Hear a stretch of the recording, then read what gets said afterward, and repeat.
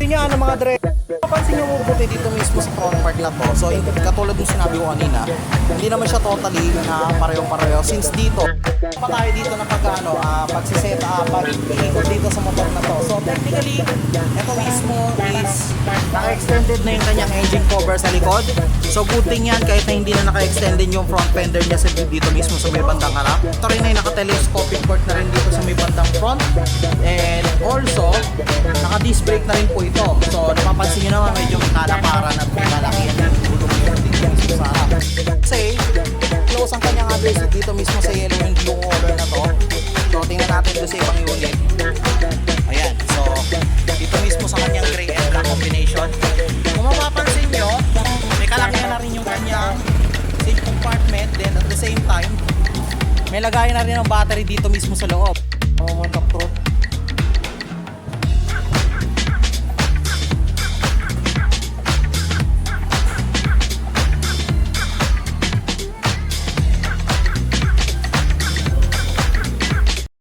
Ano mga dre, so ito na naman ang inyong lingkod Japs, and also andito ulit tayo sa Motovida Phase 2 Caloocan City. Then yun, meron nga lang konting pinagkaiba kasi ngayon is meron na silang na-add dito na at least mga 3 unit. Kung napapansin nyo, alam ko familiar na kayo dito mismo sa bagong unit nila na to, which is ngayon lang nila i-release ngayong month ng January 2025. Ito yung tinatawag natin na Griffin 180i.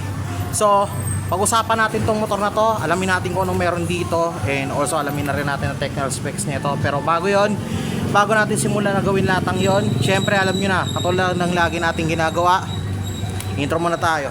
Yeah.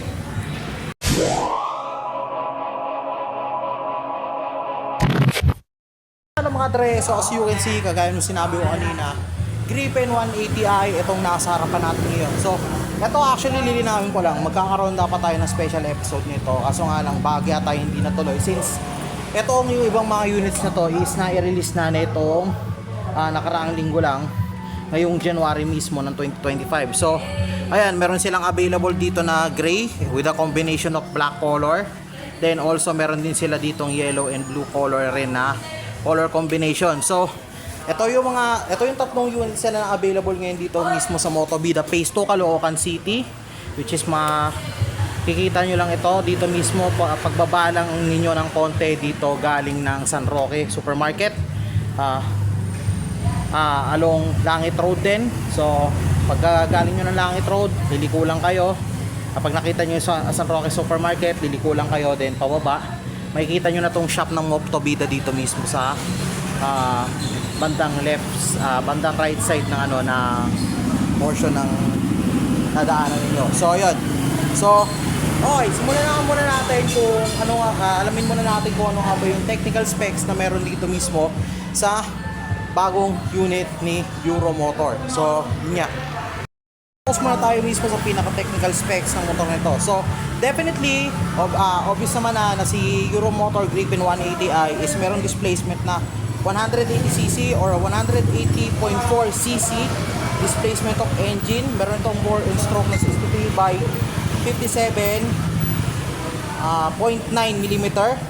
Then ang engine type nito is naka single cylinder, 4-stroke. Then meron itong 4 na valvula, naka electric fuel injected na rin ang kanyang fuel system.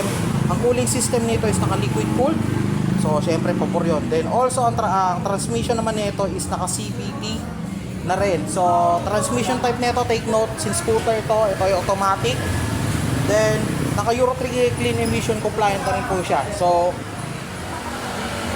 kanyang max output naman is umaabot naman ng 17.4 kilowatt at 8,250 RPM. Then also yung max torque naman niya is 15.7 Newton meter at 6,500 RPM. So expect natin na malakas-lakas talaga tong motor na to, since sa displacement pa lang sa specifications sa binigay ko kanina is halos makikita na natin yung yung pinaka capability ng mismo motor na to. By the way, sa mismong page ng Euromotor, may makikita kasi kayo dito na na actual testing nitong motorcycle na to. So ayoko na magbanggit kung ano yun, pero makikita nyo naman din yun dun. So kayo na bahala maghanap. Then yun, so since nalaman nyo na at nasabi ko na sa inyo yung technical specs ng motorsiklo na ito, so ngayon alamin naman natin kung ano nga ba ang meron ngayon dito sa motor ko. So simulan na natin ikutin. Okay.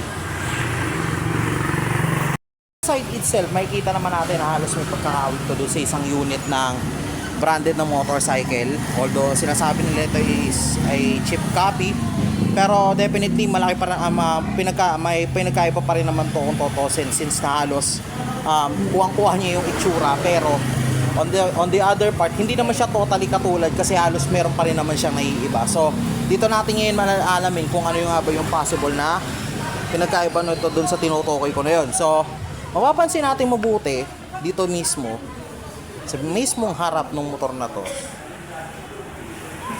Mapapansin nyo mabuti dito mismo sa front part na to. So hindi katulad ng sinabi ko kanina, hindi naman siya totally na pareho-pareho, since dito meron din kasi mga ilan na curves within the curve design within the Spark. Then also meron siyang bahagya na opening dito for hindi ko lang din alam po anong purpose, or it is some kind of a somehow called design for the actual front view dito mismo sa part ng motor na to, since na although isa rin sa nagpapaangas dito mismo, isa rin ito sa mga nagpapaangas na design dito mismo sa actual na unit nito. And also naniniwala ako na yung mismong design na ginawa nila nito is to help and to reduce the actual air impact dun mismo sa rider. So it's some kind of a term na para sa aerodynamics purposes yung kanyang design sa front. Then look after din, ang kagandahan kasi dito sa unit na to na nire-review natin is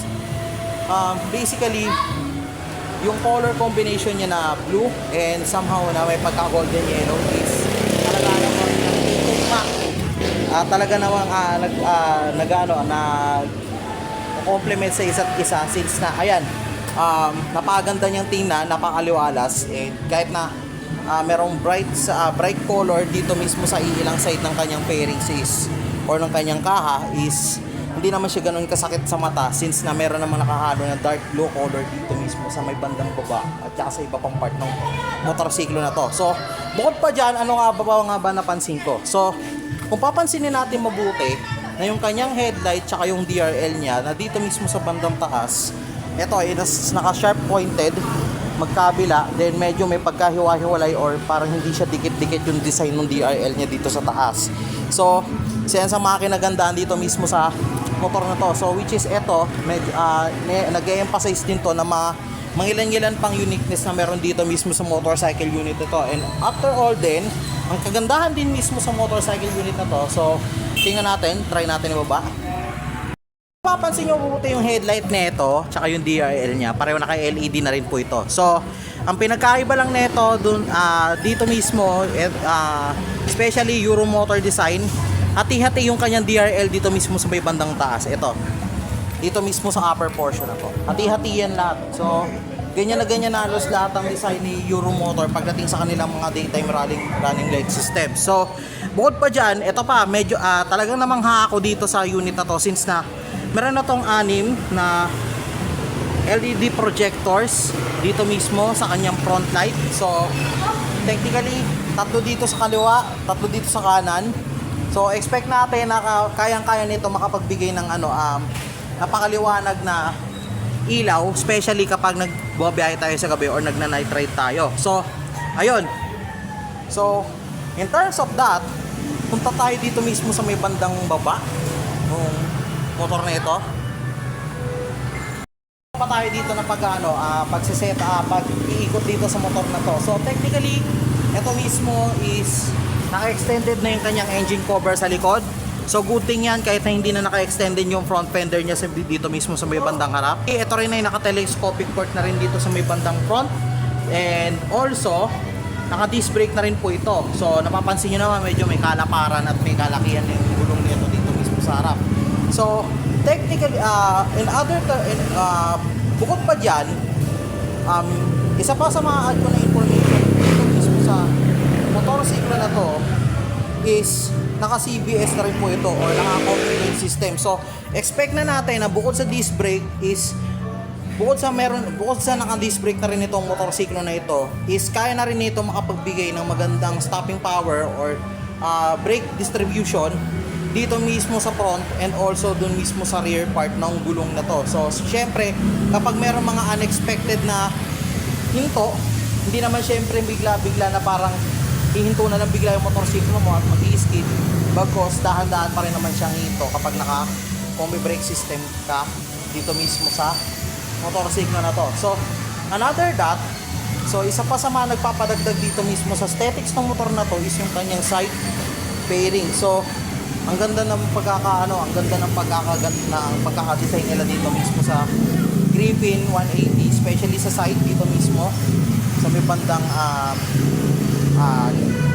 bandang right part nung kanyang motor. Actually, sa side ng camera left ko, pero pag kapag nakasakay ang driver, nasa left side pa rin to. Kung tutusin, ito maganda yung pagkaka-design niya, especially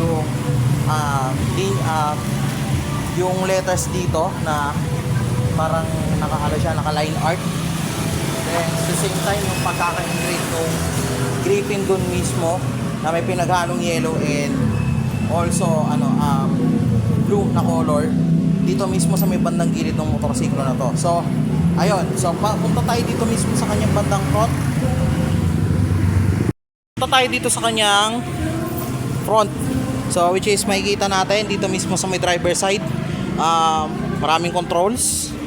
Then also dito mismo naka-digital panel board na rin ito, naka-digital instrument panel na rin ito. So consisting naman to ng lahat ng klase ng indicators. Meron tayo sa check engine, meron pa rin naman sa signals or sa turning lights.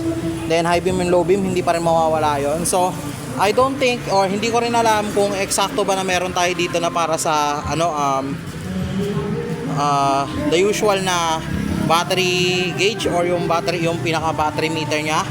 Pero ang isa lang sigurado ko rito, pagkaganto may set po, meron tayong makikitang timer, may odometer, may speedometer. Then also makikita natin yung kanyang pinaka fuel gauge panel dito mismo sa kanyang instrument panel. Okay, so other than that, dito mismo tayo sa may kanyang right controls. Okay, so right controls is basically meron tayo ditong idle stop system. Then yung kanyang headlight na switch. So DRL, katulad ng lagi ko sinasabi. Tapos meron tayo ditong actual headlight switch. Then meron tayo ditong push button for electric start ignition. So dito naman sa may left is meron tayo ditong high beam and low beam. Meron din tayo ditong turning light systems, horns. Then ayan, meron din tayo ditong passing light. So medyo curious din ako sa menu na indicator na to, pero mamaya alamin natin kung para saan yan. Okay, so bukod pa dyan, naka smart keyless system na rin ito. Ayan, so ang ganda. Then also meron din dito siyang dalawang buttons for seat and also fuel. So fuel, matic na matic yan, dito yan mismo bubukas. Then pag seat, dito naman sa kanyang upuan. Okay, so kagandahan din nito, isa pa na nagpadagdag pa sa kanyang advantages is nandito na rin sa harap yung kanyang gas cap, which is dito na natin pwedeng i-access kahit nakasakay tayo, pwede na tayo magpagas mismo dito sa motorsiklo na to. So ilan nga ba ang fuel tank capacity na meron dito sa Griffin 180i na to? So capacity naman ni Griffin 180i is umaabot ng 6.5 liters. So marami-rami na rin po ito. Then also given na FI naman yung motor, the usual, matipid na rin po ito sa gas. So matagal-tagal pa yun bago maubos kung magpapa-full tank ka man. So ganoon naman palagi pag ganoon ang gamit nating motor eh. Then also yung kanyang footboard dito sa may bandang baba. Ayan. So wala nang goma. Pero pagka ayun, katulad yan, may undergo release sila doon. Pag na nire-release tong mga gantong unit dito mismo sa store nila is matik na matik, malalagyan ng rubber to. Okay, so may napansin ako dito, meron siyang side pocket. So mukhang dihila lang to. Tingnan nga natin. Mahirap, baka makasira tayo dito. Pero sige, try natin yan. Okay, so nandito yung susi niya.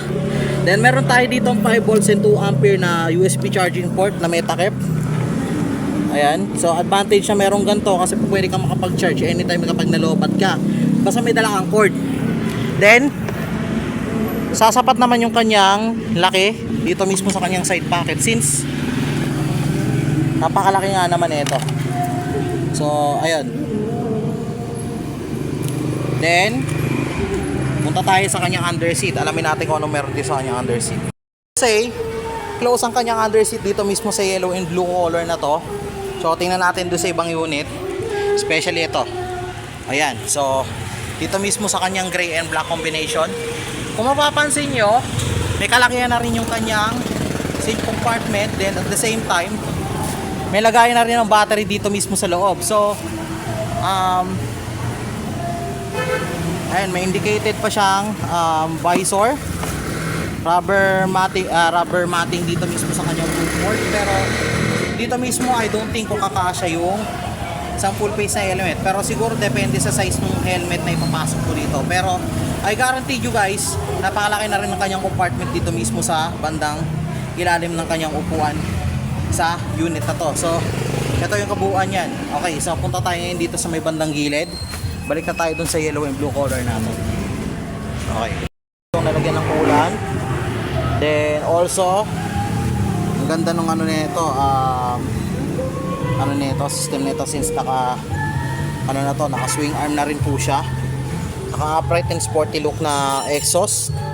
Ayan, then bukod dito, ito pa ang pinakamaganda kasi kadalasan kay Euro Motor, especially sa mga nire-release nilang bagong units, is naka-extended na yung kanilang tire hugger. Plus meron pa silang rubber na cover rin dito mismo sa rear engine sa may bandang rear engine part niya. So talagang malilese natin dito yung pagpasok ng dirt intake while using this kind of motorcycle. So bukod pa dyan, isa pa sa mga bagay na napansin ko ngayon dito mismo sa loob ng motorsiklo na to is yung kanyang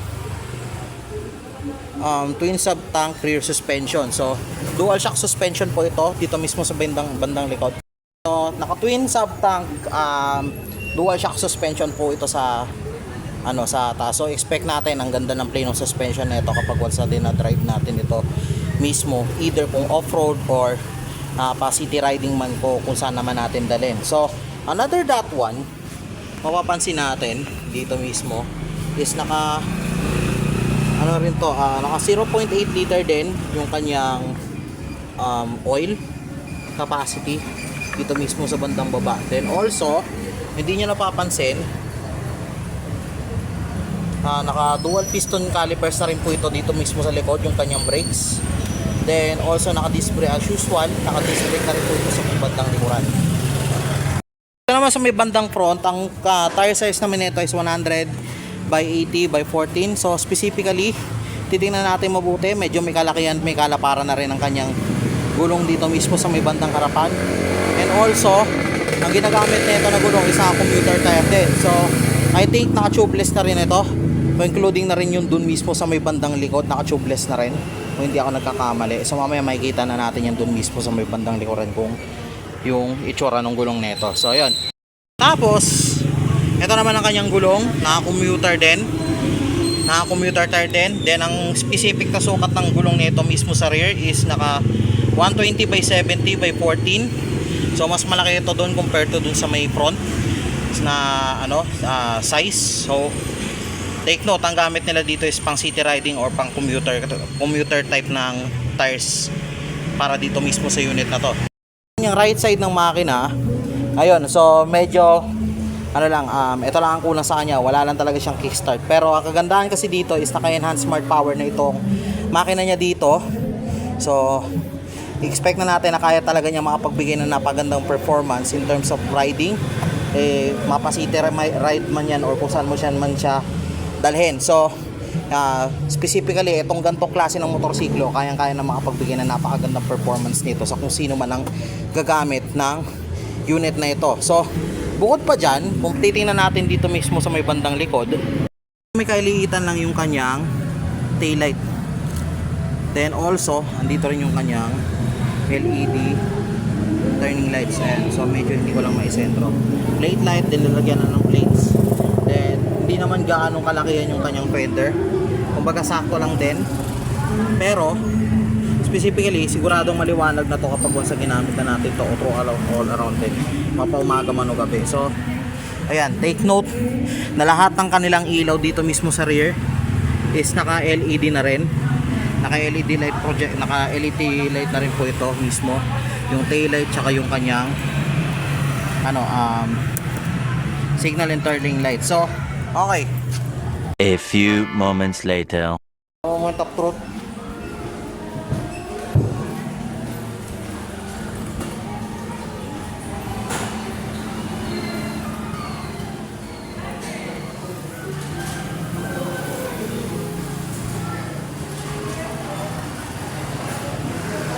Okay, so in terms of seat height, okay siya, okay lang, kahit nakapit ko ako, kasi kaya naman naman yung camera yung ko. So, kasi height nga lang sila pinapakit ko natin kapag pareho niya to. Then also, maganda, yung seating ko kahit nakapit ko pagka-support,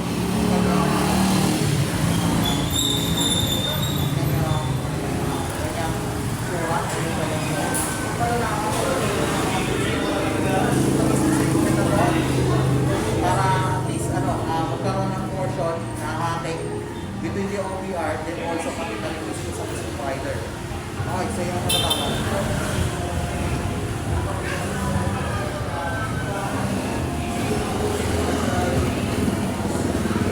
Gusto natin ikutin yung kabuuang specifications at alaman na rin natin yung mga features na meron dito mismo sa loob ng Griffin 180 Euro motor.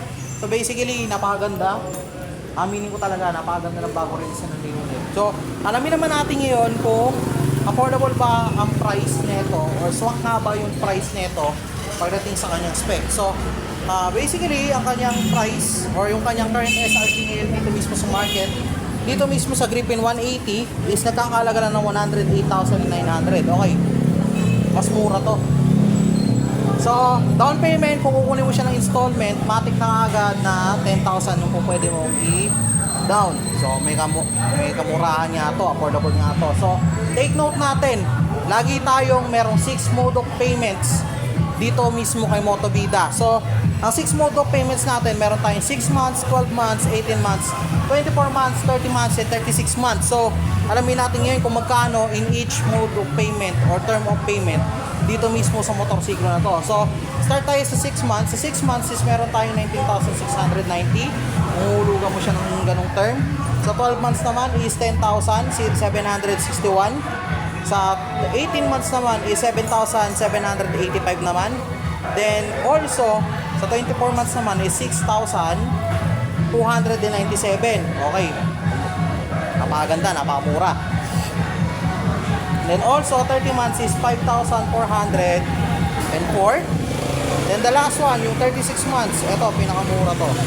4,808 pesos. So, yun yung kabuuang price ni Motovida. Then also, dito mismo sa unit na ito, then also, yun din yung kanyang presyo ng kanyang monthly amortization in each of term of payment dito mismo sa unit na to. So again, hanggang doon na lang muna mga dre. So see you soon. Tayo yung susunod natin mga videos. Maraming salamat. Yo, Jobs, out.